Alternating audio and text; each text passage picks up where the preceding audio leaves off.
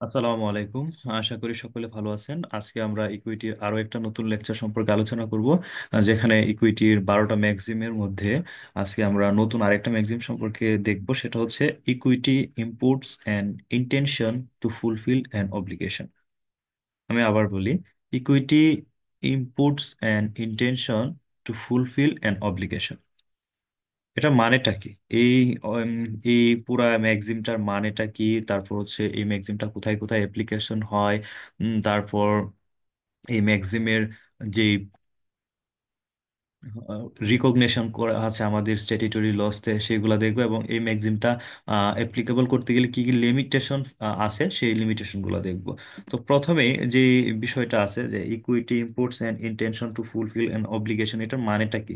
হ্যাঁ, এটা আমরা অনেকগুলো ওয়ার্ড আছে আমাদের ইংরেজিতে, যেমন ইংরেজিটাই সহজ মনে হয়, বাংলাটা একটু উইয়ার্ড লাগে বা একটু কঠিন মনে হয়। যেমন এই ম্যাগজিমটার বাংলাটা যদি আমরা দেখি, তো এখানে বলছে কি যে ইকুইটি একটি বাধ্যবাধকতা পূরণের অভিপ্রায় আরোপ করে।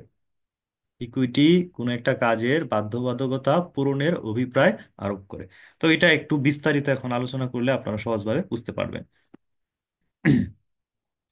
তো এই ম্যাগজিমটা মানে প্রথমে যদি ম্যাগজিমটা লিখতে যান, তবে অবশ্যই এই যে এই ফরম্যাটটা ফলো করে লিখবেন পরীক্ষার খাতায়। এই কয়েকটা বিষয় উল্লেখ করে যদি লেখেন, 10 মার্কসের একটা পরীক্ষার জন্য, প্রশ্নের জন্য আপনারা খুব ভালো একটা হ্যান্ডসাম মার্কস পাবেন। তো প্রথমেই একটা মিনিং দিয়ে দিবেন যে ইকুইটিটার মানেটা কি, এই ম্যাগজিমটার মানেটা কি। তো এখানে বলছে the maxim equity imports an intention to fulfil an obligation means that if someone has a duty or obligation to do something, equity assumes that their actions are intended to meet that obligation. তো এখানে বলছে কি যে এই ম্যাগজিমটার মানে হলো, যদি আহ, যখন কেউ কোনো কাজ সম্পাদনের জন্য মানে আইনি ভাবে বাধ্যবাধকতার অধীনে থাকে, একটা লিগ্যাল অব্লিগেশন তার থাকে অথবা ডিউটি থাকে, তখন ইকুইটি ধরে নেয় যে ব্যক্তিটি তা পূরণ করতে চায়। ইকুইটি তখন এটা অ্যাজাম্পশন করে নেবে যে এই কাজটা ওই ব্যক্তিটি পূরণ করতে চায়, যে কাজটা হচ্ছে যে এই ব্যক্তিটা আইন দ্বারা বাধ্য এবং সে করতে বাধ্য। তখন ইকুইটি ধরে নেয় কি, অ্যাজাম করে নেয় কি, যে এই কাজটা ওই ব্যক্তিটি করতে চায়। অন্য কথায় যদি বলি, যদি কোনো ব্যক্তি কর্তব্য বা বাধ্যবাধকতার দ্বারা আবদ্ধ হন এবং কিছু করেন, বা যা যুক্তিসঙ্গতভাবে সেই দায়িত্ব পালন হিসেবে ব্যাখ্যা করা যেতে পারে, তবে উক্ত উদ্দেশ্যে স্পষ্টভাবে যদি বর্ণিত নাও থাকে, তবে ইকুইটি ধরে নেয় কি সে এই কাজটা করতে চায়। এটা হচ্ছে ওভারঅল এই ম্যাগজিমটার মিনিং। এখন একটা ইলাস্ট্রেশন যদি দেখি, তবে এই বিষয়টা আমাদের কাছে আরো ক্লিয়ার হয়ে যাবে। ধরেন এখানে বলছে কি, suppose person A owns person B a sum of money। ধরেন পার্সন এ হচ্ছে পার্সন বি কে কিছু টাকা দেয়। Later person A gives person B টাকা ধার নেয়। তো পরবর্তীতে person A gives person B a gift of the same value. তো পরবর্তীতে এই যে পার্সন এ পার্সন বি এর কাছ থেকে যে টাকা নিল, যে একটা একটা ঠিক একটা অ্যামাউন্টের টাকা নিল, সে টাকাটা হচ্ছে, তো এখন এ বি কে দিতে বাধ্য, একটা অব্লিগেশন এর চলে আসছে। তো পরবর্তীতে দেখা গেল কি person A gives person B a gift of the same value. তো পরবর্তীতে পার্সন এ পার্সন বি কে যে টাকাটা নিছিল পার্সন বি থেকে, সেই টাকার সমান পরিমাণের সেম ভ্যালুর একটা গিফট বি কে দেয়। সে টাকাটা দেয় না, সে দেয় সেম ভ্যালুর একটা গিফট, সে বি কে দেয়। তো equity may treat the gift as a way to repay the debt, assuming person A intend to fulfil their obligation.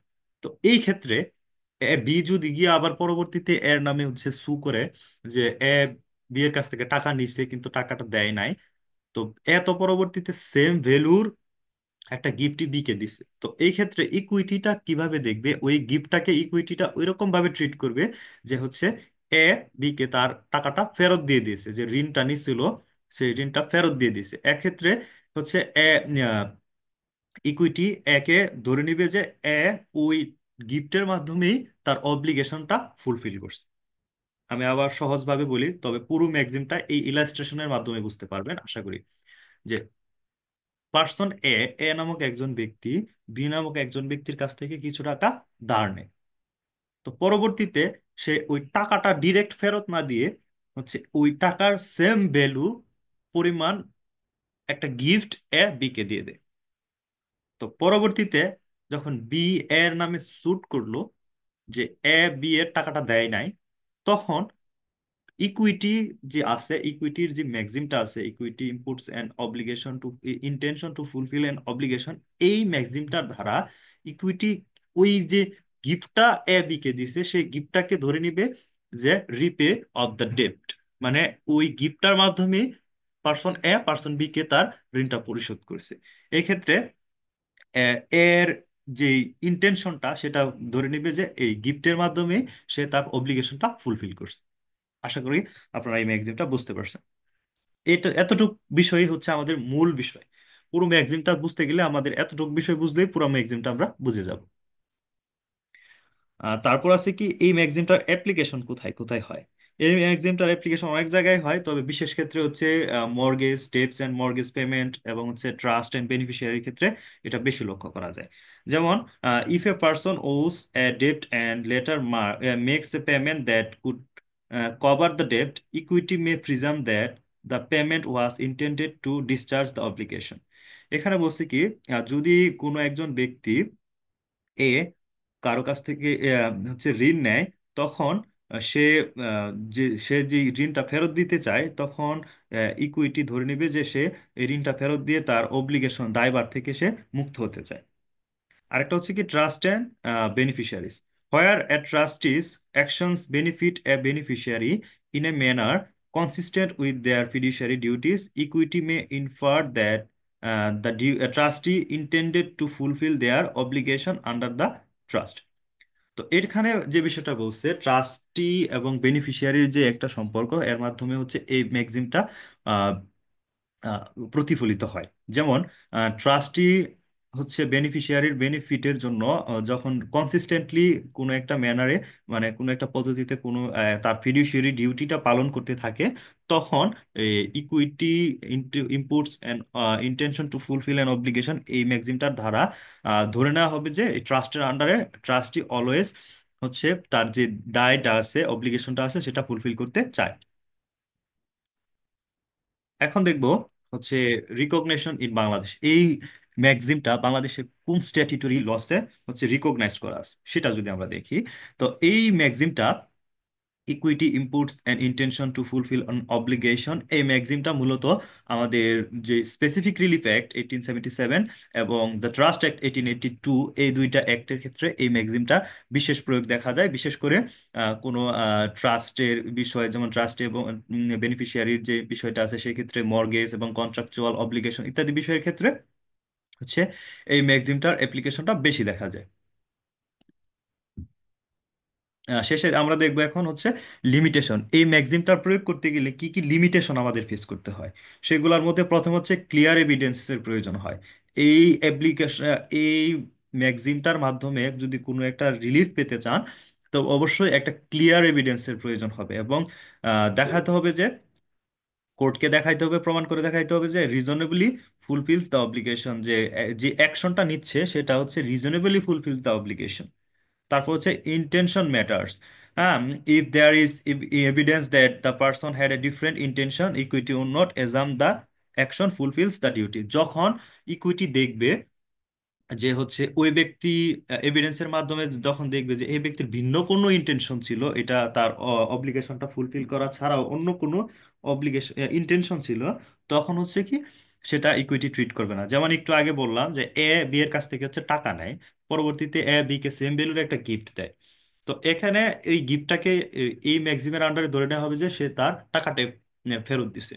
কিন্তু এর যদি ইন্টেনশন ভিন্ন থাকে, এটা যদি প্রমাণ করা যায় এভিডেন্সের মাধ্যমে, যেমন ওই গিফটটা দিছে অন্য আরেকটা কোনো কারণে, তখন কিন্তু সে অব্লিগেশনটা ফুলফিল হয়ে গেছে সেটা ধরে নিবে না। তখন এভিডেন্সের মাধ্যমে যদি তার ডিফারেন্ট ইন্টেনশন প্রয়োগ করা যায়, তখন সেটা আর এই ম্যাক্সিমের আন্ডারে ইকুইটি রিলিফ দিবে না। তারপর হচ্ছে কনফ্লিক্টস উইথ ল। যদি এই ম্যাক্সিমটা কোনো স্ট্যাটিউটরি ল এর সাথে কনফ্লিক্ট করে কোনো একটা অ্যাপ্লিকেশনের ক্ষেত্রে, তবে ওই স্ট্যাটিউটরি লটা প্রায়োরিটি পাবে, এই ম্যাক্সিমটা সেক্ষেত্রে আর প্রায়োরিটি পাবে না। তো সবার শেষে যদি বলি, এই ম্যাগজিমটা অত্যন্ত গুরুত্বপূর্ণ একটা ম্যাগজিম।